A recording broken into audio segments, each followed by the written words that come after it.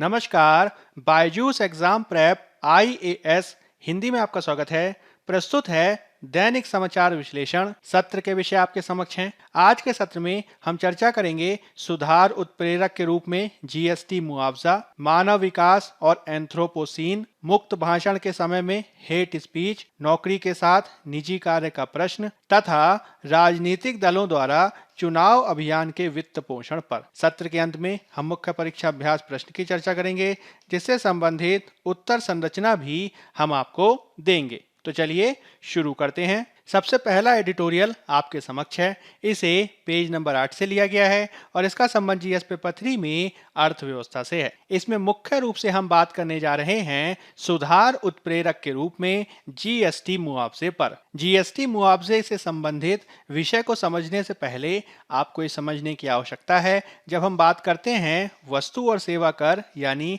Goods and services tax की, तो ये क्या होता है। मुख्य रूप से वस्तु एंड सेवा कर यानी जीएसटी घरेलू खपत के लिए बेची जाने वाली अधिकांश वस्तुओं और सेवाओं पर लगाए जाने वाला एक मूल्य वर्धित कर है। यानी यह एक ऐसा कर है जिसमें आपूर्ति लाइन में बिक्री के प्रत्येक बिंदु पर वस्तुओं और सेवाओं पर होने वाले मूल्यवर्धन पर इसे लगाया जाता है। इसका भुगतान मूल रूप से उपभोक्ताओं द्वारा किया जाता है, लेकिन यह वस्तु और सेवाओं को बेचने वाले व्यवसायों के द्वारा सरकार को प्रेषित किया जाता है। इस प्रकार से यह अंतिम वस्तुओं और सेवाओं की आपूर्ति पर लगाया जाने वाला एक अप्रत्यक्ष कर भी है। आपको ये ध्यान रखना है कि जीएसटी को 101वें संविधान संशोधन अधिनियम के माध्यम से प्रस्तुत किया गया था, जिसे 1 जुलाई 2017 से परिचालन में लाया गया है। इसके माध्यम से उत्पाद शुल्क, मूल्यवर्धित कर यानी वैट, सेवा कर, विलासिता कर, मनोरंजन कर जैसे अनेक अप्रत्यक्ष करों को समाहित कर दिया गया है और भारत में प्रमुख अप्रत्यक्ष कर प्रणाली के रूप में यह विद्यमान है। वस्तु और सेवा कर के संदर्भ में यह दावा किया जाता रहा है कि भारत में वस्तु और सेवा कर का कार्यान्वयन सहकारी संघवाद की दिशा में एक भव्य प्रयोग रहा है, जिसमें केंद्र और राज्य दोनों के द्वारा घरेलू करों को युक्ति संगत बनाने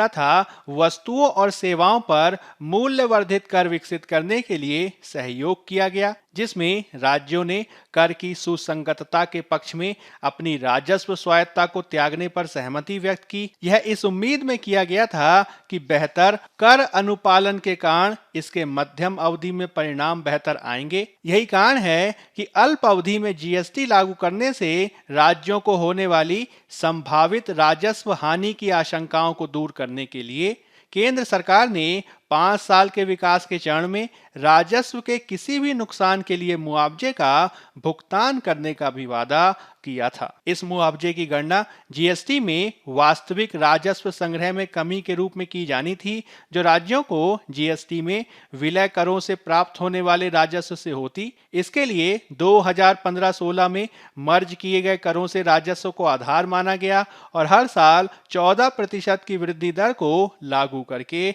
इसका अनुमान लगाया गया था। इसके माध्यम से यह अपेक्षा की जा रही थी कि 2017 और उसके बाद से राज्यों को अगर 2015-16 के आधार पर किसी भी प्रकार से राजस्व हानि होती है तो इसका भुगतान किया जाएगा और साथ ही साथ हर वर्ष इसमें 14% की वृद्धि दर को भी अनुमानित किया गया था। इस मुआवजे की आवश्यकताओं को पूरा करने के लिए विभिन्न प्रकार के उत्पादों पर एक जीएसटी मुआवजा उपकर लगाया गया, जिसमें तंबाकू उत्पाद, ऑटोमोबाइल, पान मसाला जैसी वस्तुओं पर यह उपकर लगाया गया था। हालांकि यह जो मुआवजे की पूरी गाथा है वह विवादों से भी युक्त रही है, क्योंकि इसके कार्यान्वयन के पहले 2 वर्षों में राज्यों को भुगतान की जाने वाली मुआवजे की राशि मामूली थी और क्षतिपूर्ति उपकर आवश्यकताओं को पूरा करने के लिए काफी पर्याप्त थी। वास्तव में जो उपकर संग्रह हुआ वह काफी अधिक था,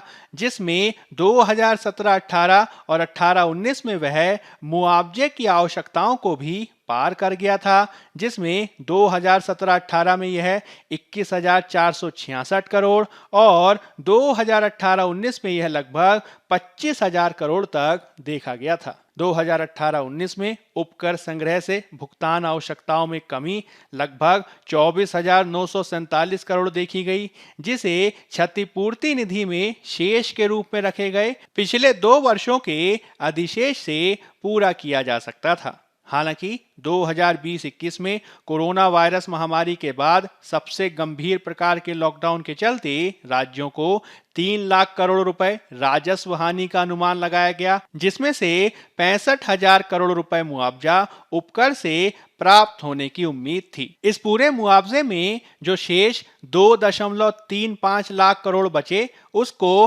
केंद्र सरकार ने एक विशेष विंडो के तहत भारतीय रिजर्व बैंक से उधार लेकर भुगतान करने का निर्णय लिया, जिसमें से 1.1 लाख करोड़ रुपए का भुगतान किया गया, जिसके ब्याज और पुनर्भुगतान का भुगतान भविष्य में क्षतिकर उपकर के माध्यम से ही किया जाना था। हालांकि यह जो पूरा भुगतान का प्रकरण रहा है, उसने केंद्र राज्य संबंधों को एक निचले स्तर पर गिरा दिया, जिसने आगे चलकर भारी अविश्वास को भी पैदा कर दिया है। राज्यों का ही कहना है कि वर्तमान में जिस प्रकार की आर्थिक स्थितियां देखी जा रही हैं, इस प्रकार के भुगतान मुआवजे की व्यवस्था को 2022 और उसके बाद भी जारी रखने की आवश्यकता है। हालांकि इसको अभी तक निश्चित नहीं किया गया है। इस पूरे वाद विवाद में कुछ ऐसे मूल मुद्दे हैं जिसे आपको ध्यान रखना है, जिसमें हमें यह ध्यान रखना होगा कि किस प्रकार से वस्तु और सेवा कर के तहत जो कर संरचना स्थापित की गई है, वह अभी भी संक्रमणकालीन अवस्था में है और इसमें और सुधार की काफी संभावनाएं हैं। हमें यह भी ध्यान रखना होगा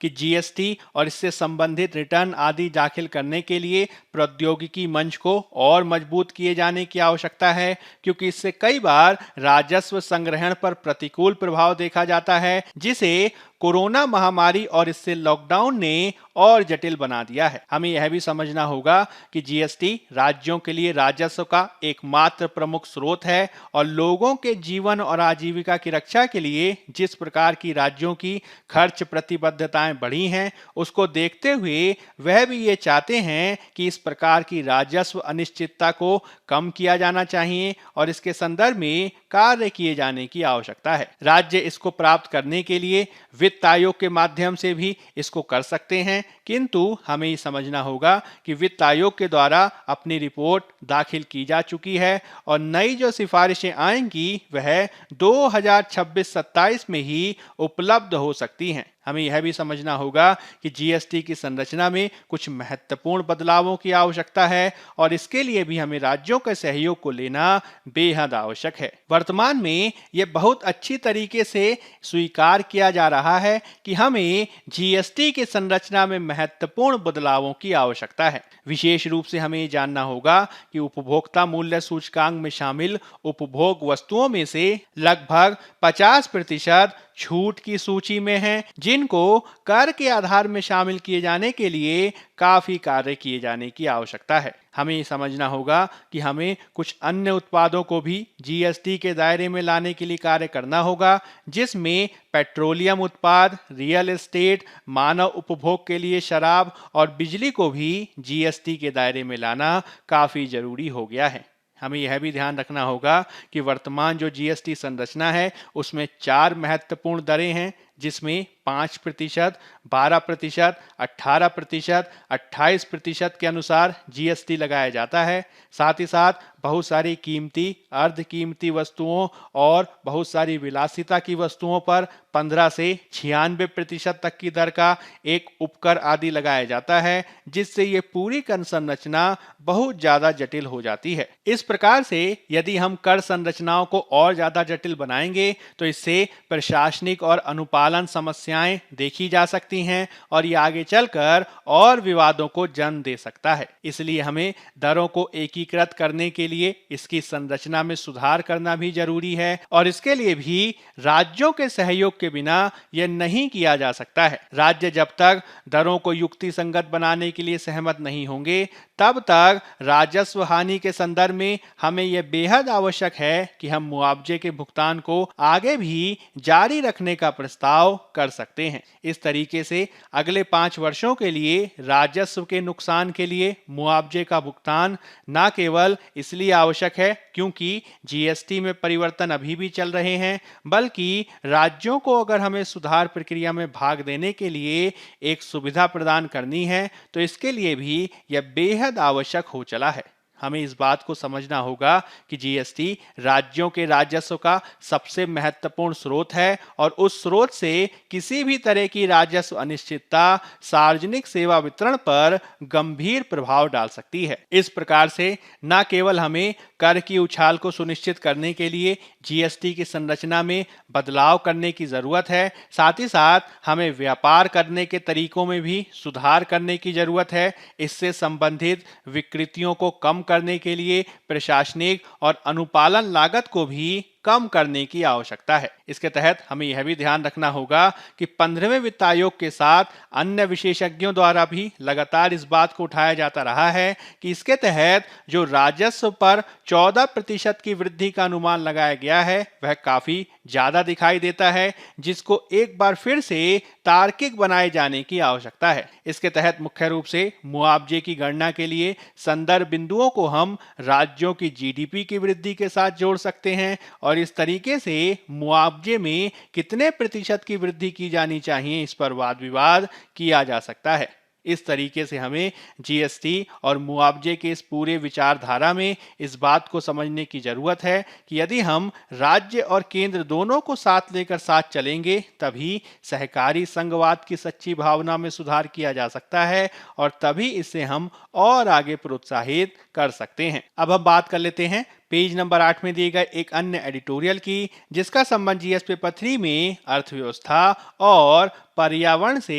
देखा जा सकता है। इसमें हम मुख्य रूप से बात करने जा रहे हैं मानव विकास और एंथ्रोपोसिन की। हाल ही में संयुक्त राष्ट्र विकास कार्यक्रम यानी यूएनडीपी के द्वारा 2020 की मानव विकास रिपोर्ट के संदर्भ में इसे एक मुख्य रूप से human development and the Anthropocene के रूप में प्रस्तुत किया गया, जिसके तहत मानव विकास सूचकांक में एक नवीन प्रस्ताव को रखा गया है जिसे हम ग्रहीय दबाव समायोजित मानव विकास सूचकांक के रूप में जानते हैं। आपको ध्यान रखना है कि ह्यूमन डेवलपमेंट रिपोर्ट यानी मानव विकास रिपोर्ट को 1990 से ही प्रकाशित किया जा रहा है और समय समय पर इसमें कई नवीन सूचकांकों को शामिल किया जाता रहा है, जिसमें असमानता समायोजित सूचकांक, लैंगिक विकास सूचकांक, लिंग असमानता सूचकांक और बहुआयामी गरीबी सूचकांक आदि महत्वपूर्ण समायोजन देखे गए हैं। हमें इसके तहत इस बात को समझना होगा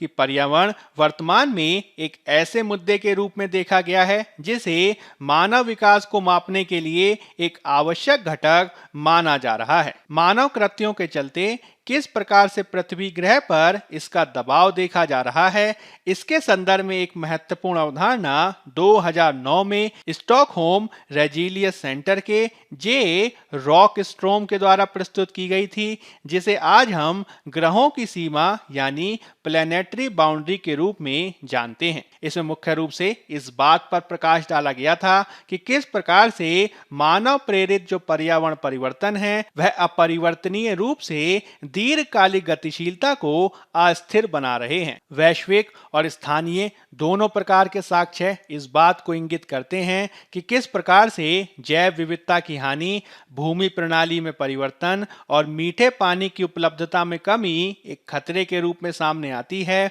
और यह आगे चलकर समाज को और सुभेद बना सकती है। यही कारण है कि मानव विकास सूचकांक को ग्रहीय दबाव समायोजित एचडीआई के माध्यम से समायोजित करने का प्रयास किया गया है, जिसके माध्यम से इस बात को समझने का प्रयास किया गया है कि किस तरीके से हमारे संसाधनों के उपयोग और पर्यावरण प्रबंधन में मौजूद प्रथाओं को जारी रखने में किस तरीके के जोखिम शामिल हैं और इसका विकास पर किस तरीके का और पर्यावरण पर किस तरीके का प्रभाव देखा जा सकता है। इसके आधार पर देशों को रैंक भी किया गया है और इसमें देशों की रैंकिंग में व्यापक प्रभाव और परिवर्तन देखे गए हैं। जब एचडीआई में ग्रहों के दबाव को समायोजित किया गया तो 2019 में एचडीआई का जो विश्व औसत था जो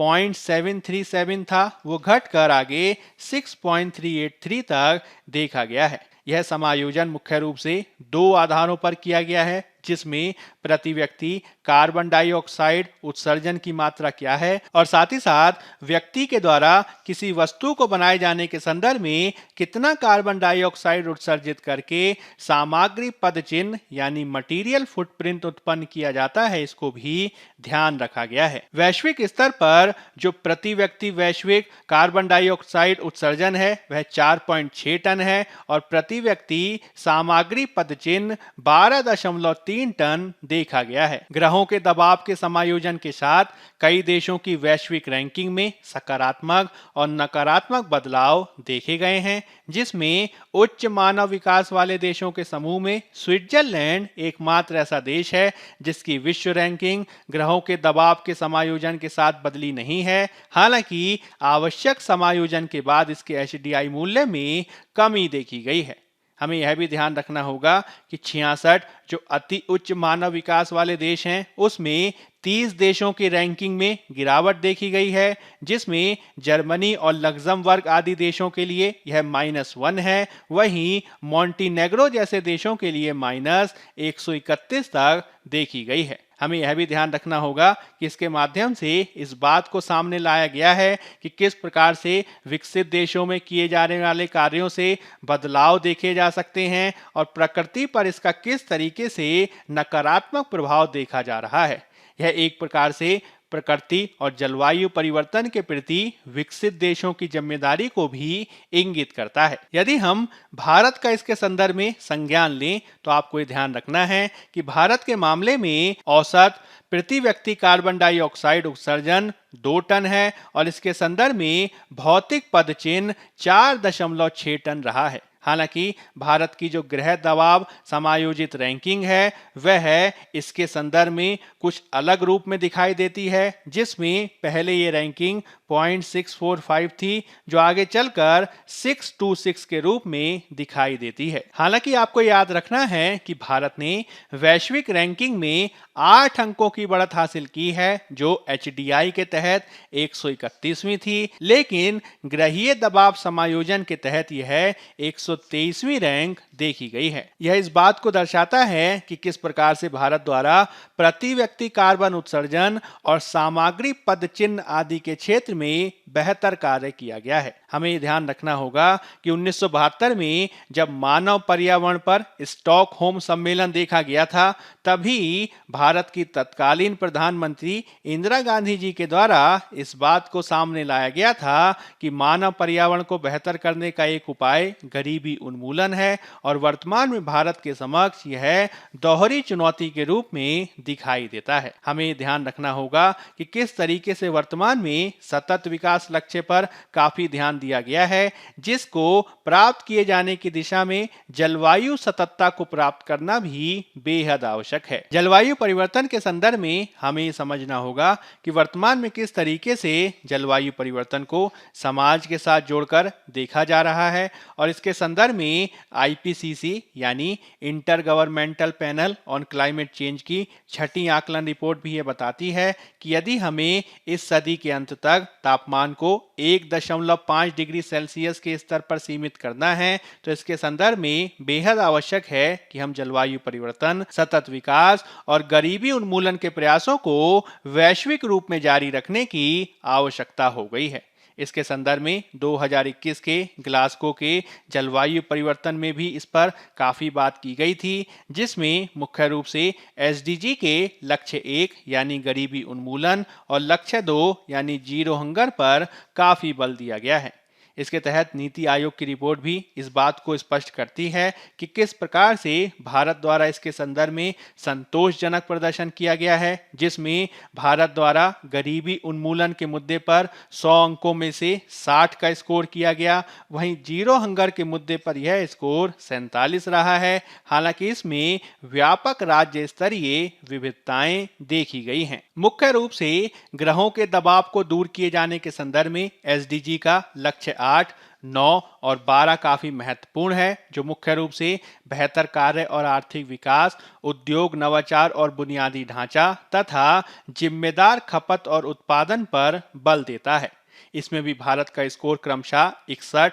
55 और 74 रहा है, जो एक संतोषजनक स्कोर को दर्शाता है। हालांकि हमें ये ध्यान रखना होगा कि यद्यपि भारत द्वारा एक बेहतर और संतोषजनक प्रदर्शन किया गया है, इसके बावजूद हमें इसके संदर्भ में व्यापक कार्य करने की आवश्यकता है। भारत द्वारा पर्यावरण को बचाए जाने के संदर्भ में 70 और 80 के दशकों में चिपको आंदोलन, साइलेंट वैली आंदोलन के माध्यम से पर्यावरण संरक्षण को लेकर बेहतर जागरूकता भले ही हासिल की गई हो, लेकिन फिर भी यदि हम मानव प्रेरित पर्यावरण के संदर्भ में और कार्य करना चाहते हैं तो इसके लिए हमें एकीकृत दृष्टिकोण को अपनाने की आवश्यकता है। इस पूरे वाद विवाद के संदर्भ में लगातार एक शब्द पर काफी बल दिया जाता है, जिसे हम एंथ्रोपोसिन के रूप में जानते हैं। एंथ्रोपोसिन भूगर्भीय समय सारणी की वह अनौपचारिक इकाई है जो पृथ्वी के इतिहास में सबसे हाल की अवधि का वर्णन करने के लिए प्रयोग की जाती है।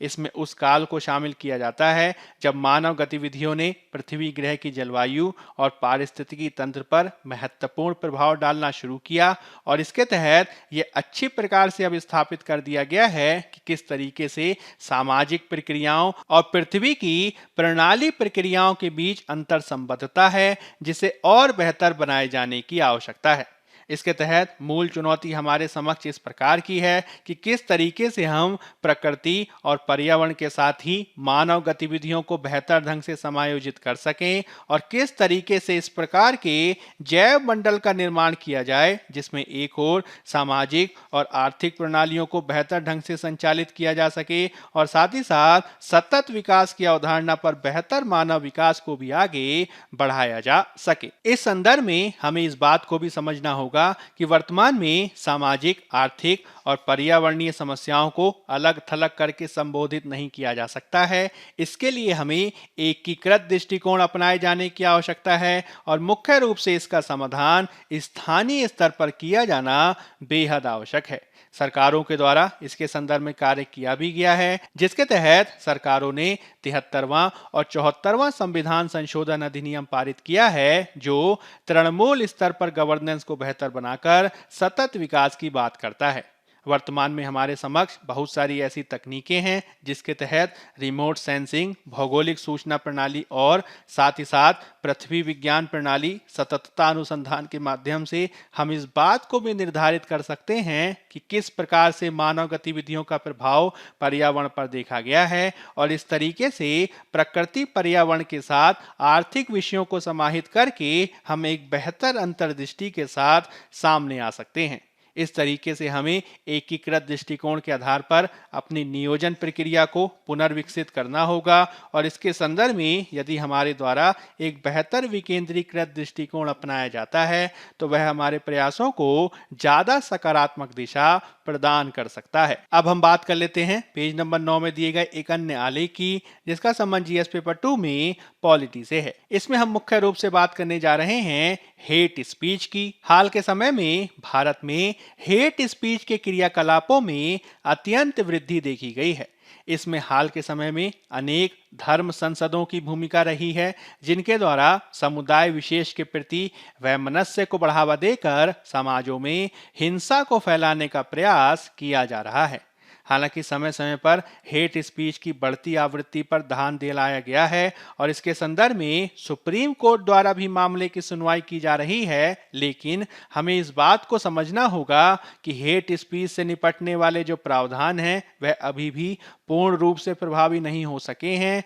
और सुप्रीम कोर्ट और हाई कोर्ट द्वारा इसके संदर्भ में कार्य किए जाने के बावजूद इसके संदर्भ में कई बार अस्पष्टता देखने को मिलती है। यही कारण है कि विशेषज्ञों का कई बार ये कहना होता है कि हमें हेट स्पीच के संदर्भ में मुख्य रूप से एक स्पष्ट विधायी मार्गदर्शन की आवश्यकता है। इसके लिए हमें विधायी सुधारों को भी करने के लिए अवसर को प्रदान करना होगा। हालांकि ऐसा करने से पहले सबसे पहले हमें इस बात को समझने की आवश्यकता है कि जब हम बात करते हैं हेट स्पीच यानी भड़काऊ भाषण की, तो इसमें किसको शामिल किया जाता है। आमतौर पर इसमें ऐसे भाषण, लेखन, कार्य और संकेतों को शामिल किया जाता है जो हिंसा को भड़का सकते हैं और समुदाय और समूहों के बीच वैमनस्य फैला सकते हैं। भारत के विधि आयोग के अनुसार भड़काऊ भाषण में मुख्य रूप से नस्ल को, जाति को, लिंग आदि को केंद्र में रखकर घृणा को बढ़ावा देने के लिए प्रयास किया जा सकता है और यह भारत में सहिष्णुता के स्थान पर असहिष्णुता और बहुसांस्कृतिकवाद के स्थान पर विवादों को बढ़ावा दे सकता है। समाजों में यह रचनात्मकता को बढ़ावा दिए जाने के स्थान पर विभाजन को पैदा कर सकता है और आगे चलकर यह संवैधानिक अधिकारों के साथ ही संस्कृति, विरासत और परंपरा को भी प्रभावित कर सकता है। इसके बहुआयामी नकारात्मक प्रभावों के चलते ही इसे देश की एकता और अखंडता के लिए भी खतरा माना जाता है। आपको इसके संदर्भ में यह ध्यान रखना है कि यद्यपि भारत द्वारा अनुच्छेद 19(1)(a) के माध्यम से वाक और अभिव्यक्ति की स्वतंत्रता को सशक्त बनाया गया है, किंतु इसमें भी किसी भी प्रकार से हेट स्पीच की अनुमति नहीं दी जा सकती है। इसके बेहद खराब परिणामों को ध्यान में रखते हुए ही विभिन्न निकायों के द्वारा यह सिफारिश की गई है, जिसमें विधि आयोग के साथ ही बेज बरुआ समिति और टी.के. विश्वनाथन समिति के द्वारा यह मुख्य रूप से सिफारिश की गई है कि यदि हमें हेट स्पीच के खतरे से निपटना है तो आईपीसी यानी भारतीय दंड संहिता में इसके लिए पृथक प्रावधान को किए जाने की आवश्यकता है। इसके अलावा सुप्रीम कोर्ट के द्वारा भी विभिन्न वादों के माध्यम से इस बात को स्थापित किया गया है कि हमें इसके संदर्भ में जो आईपीसी के अलग अलग प्रावधान हैं उसको भी प्रभावी रूप से क्रियान्वित किए जाने की आवश्यकता है। अब हम बात कर लेते हैं पेज नंबर 9 में दिए गए एक अन्य आलेख की, जिसका संबंध जीएस पेपर 3 में अर्थव्यवस्था से है। इसमें हम मुख्य रूप से बात करने जा रहे हैं नौकरी के साथ निजी कार्य के प्रश्न पर। हाल के समय में व्यक्तियों के द्वारा निजी स्तर पर नौकरी किए जाने के साथ ही अनेक प्रकार के साइड बिजनेस और कार्य किए जाने की भी प्रवृत्ति देखी जा रही है। हालांकि अनेक बार कंपनियों के द्वारा अपने कॉन्ट्रैक्ट सिस्टम के आधार पर इसे रोका जाता है, किंतु विशेषज्ञों का ये कहना है कि यदि व्यक्तियों को इसकी अनुमति दी जाती है तो यह व्यक्तियों में कार्य कुशलता को बढ़ावा दे सकता है, विविधता को बढ़ावा दे सकता है और इसी आधार पर इसको स्वीकार किए जाने की आवश्यकता है। कंपनियों को इसके संदर्भ में यह पहचानने की जरूरत है कि वे कर्मचारी के मालिक नहीं हैं और ये स्वीकार करना भी सबसे अच्छा होगा कि कर्मचारी केवल कर्मचारी ही नहीं है बल्कि उसकी विविध आवश्यकताएं, प्रेरणाएं, आकांक्षाएं और रुचि भी हो सकती है। यदि हम इसके संदर्भ में एक ऐसी प्रणाली बनाने का प्रयास करें जहां पर कर्मचारी खाली समय में किए जाने वाले कार्यों को छिपाए नहीं, तो यह मनोवैज्ञानिक रूप से ज्यादा सुरक्षित वातावरण बना सकता है और आगे चलकर कंपनियों को भी इसका लाभ हो सकता है। हालांकि हम इसमें कुछ निश्चित नियमों को बना सकते हैं जिसमें कंपनियों के द्वारा कर्मचारियों को ये स्पष्ट निर्देश दिए जा सकते हैं कि वह इसके संदर्भ में कंपनी के संसाधनों का प्रयोग नहीं करेंगे और साथ ही साथ संगठन और कंपनी के लिए जो समय को प्रतिबद्ध किया गया है उसको भी बेहतर ढंग से उपयोग करेंगे। यदि कंपनियां इस तरीके के नवाचारी उपायों के साथ सामने आती है तो निश्चित ही वह दूसरी कंपनियों के संदर्भ में बढ़त हासिल कर सकती है, जिससे न केवल कंपनियों को अपने कर्मचारियों के संदर्भ में ज्यादा बेहतर तरीके से उनको प्रबंधित करने का मौका मिलेगा, वहीं आगे चलकर कर्मचारी भी अपने जुनून को आगे बढ़ाने या फिर विविध कौशल सेट को बनाने के लिए अपने अवसरों का विकास करेंगे जो कंपनी को भी आगे ले जाने की दिशा में कार्य कर सकता है। अब हम बात कर लेते हैं पेज नंबर 17 में दिए गए एक अन्य आलेख की, जिसका संबंध जीएस पेपर 2 में पॉलिटी से है। इसमें हम मुख्य रूप से बात करने जा रहे हैं राजनीतिक दलों द्वारा चुनाव अभियान के वित्त पोषण पर। हाल ही में कई विधानसभाओं के चुनाव होने जा रहे हैं, जिसके चलते एक महत्वपूर्ण मुद्दे पर अधिक ध्यान दिए जाने की आवश्यकता है और यह है राजनीतिक दलों के चुनावी फंडिंग से जुड़ा हुआ है। आजकल यह देखा जा रहा है कि किस तरीके से चुनाव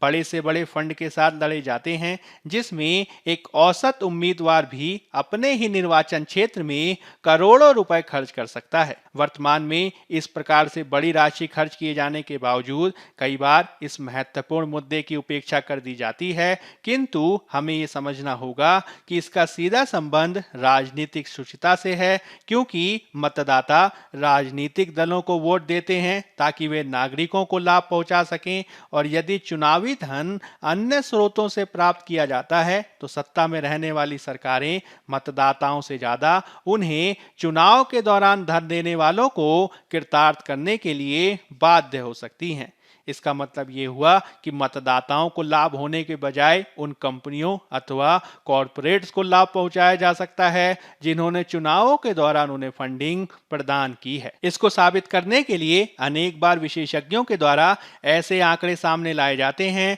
कि किस प्रकार से चुनाव के पश्चात बहुत सारी कंपनियों को टैक्स छूट दी गई, बहुत सारी कंपनियों को प्रोत्साहन दिया गया, शुल्क और करों में कमी की गई, जो इस बात को दर्शाता है कि किस प्रकार से कई बार कंपनियों को लाभ पहुंचाने का प्रयास किया जाता है। उदाहरण के लिए सरकारी बजट रिपोर्ट करता है कि 2019-20 में कंपनियों को प्रोत्साहन, शुल्क और करों में कमी के चलते सरकार को लगभग 2.2 लाख करोड़ का नुकसान देखा गया था, जिसमें से ज्यादातर राशि ऐसी आशंकित की जा रही है कि इसे फंडिंग की प्रतिपूर्ति करने के लिए दिया गया है। राजनीतिक फंडिंग को बेहतर करने के लिए हाल में सरकार के द्वारा चुनावी बॉन्ड स्कीम को भी प्रस्तुत किया गया, किंतु आलोचकों का यह कहना है कि यह वित्त पोषण में पारदर्शिता को बढ़ावा नहीं देती है, और मुख्य रूप से जब केंद्रीय सूचना आयोग द्वारा यह फैसला दिया गया कि सभी राजनीतिक दलों को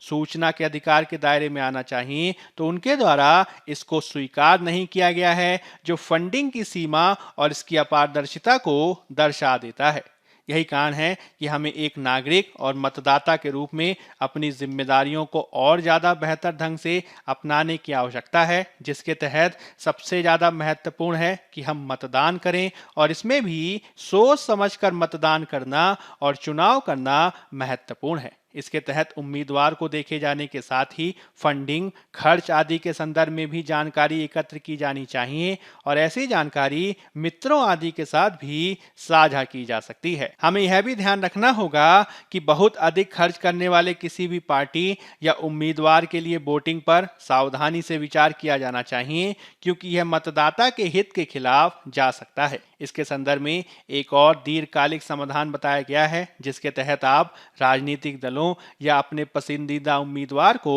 10 रुपए से लेकर 500 रुपए तक के छोटे दान प्रदान कर सकते हैं। अगर वोटरों से इस प्रकार से पैसा जुटाया जाता है तो निश्चित ही विजेता जनता के लिए काम करेगा, जिसमें बड़े पैमाने पर इसके संदर्भ में प्रयोग किए गए हैं, जिसमें सैकड़ों पंचायत चुनाव इसके आधार पर सफल हुए हैं, जहां पर चुनाव अन्य उम्मीदवारों का 100वां हिस्सा खर्च करके ही जीत लिया गया है। ऐसा इसलिए किया गया क्योंकि मतदाताओं ने जीतने वाले उम्मीदवार को पैसा दिया था, और उसके द्वारा मुख्य रूप से अपने मतदाताओं के लिए ज्यादा जागरूकता से कार्य किया गया, जिसमें फंडिंग के माध्यम से होने वाले भ्रष्टाचार पर रोक लगाई जा सकती है। अब हम बात कर लेते हैं मुख्य परीक्षा अभ्यास प्रश्न की। पहला प्रश्न है, राज्यों को जीएसटी मुआवजे का विस्तार केंद्र और राज्य सरकारों के बीच विश्वास की कमी को दूर करने में एक महत्वपूर्ण मार्ग साबित होगा। टिप्पणी करें। 250 शब्द 15 अंक। दूसरा प्रश्न है, एक एकीकृत परिप्रेक्ष्य आवश्यक है क्योंकि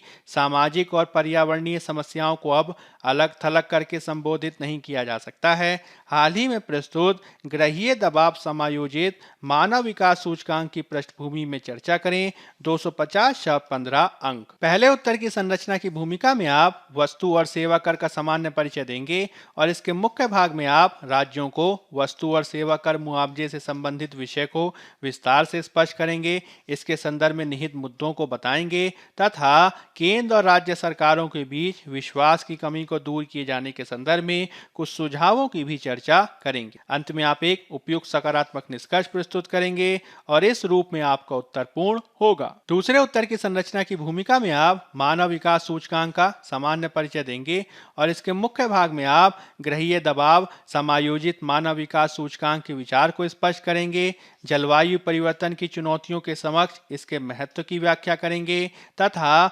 चुनौतियों से निपटने के संदर्भ में उपयुक्त सुझावों और महत्वपूर्ण आंकड़ों को भी उल्लेखित करेंगे। अंत में आप एक उपयुक्त सकारात्मक निष्कर्ष प्रस्तुत करेंगे और इस रूप में आपका उत्तर पूर्ण होगा। दैनिक समाचार विश्लेषण के आज के अंक में फिलहाल इतना ही। धन्यवाद।